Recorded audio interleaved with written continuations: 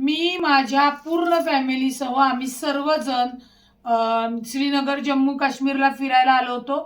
आजचा हल्ला झाल्यानंतर इथले पर्यटक प्रचंड घाबरलेले आहेत आणि आम्ही सर्वजण सुरक्षित आहोत, परंतु पर्यटक एवढे घाबरलेले आहेत की काही काही पर्यटक आजच आलेले आहेत, काही 2 वाजता पहलगामवरून निघालेले आहेत आणि 2:30 वाजता ही घटना घडलेली आहे। काहींच्या पर्वत आणि त्याच्यानंतरच्या फ्लाइट्स आहेत। त्याच्यामुळे माझी महाराष्ट्र शासनाला विनंती आहे, माझी मुख्यमंत्री देवेंद्र फडणवीस साहेब, अजितदादा उपमुख्यमंत्री आणि केंद्रीय मंत्री मुरली अण्णा यांना विनंती आहे की इथे जे पर्यटक अडकून पडलेले आहेत त्यांना उद्या तात्काळ येण्यासाठीची सुरक्षित सोय करण्यात यावी, कारण का प्रचंड घबराट आणि सगळे पर्यटक आपल्या लहान लेकरा बाळांसोबत काश्मीरला खरं फिरायला आले होते।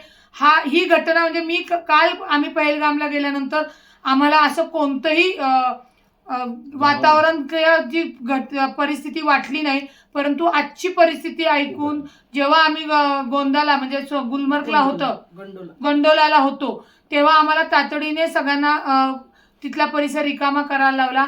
माझी कृपया महाराष्ट्र शासनाला विनंती आहे, जे इथे महाराष्ट्र, कर्नाटक, गुजरात ही जी सगळी पर्यटक जवळजवळ 80 ते 90% आहेत आणि ती इथे अडकून पडलेली आहेत, प्रचंड घाबरलेली आहेत, त्यांना उद्या तातडीने सुरक्षित मध्ये विमानतळावर नेऊन आपल्या राज्यामध्ये येण्यासाठीची जी विमान सेवा असेल ती त्वरित तयार करून द्यावी अशी माझी विनंती आहे।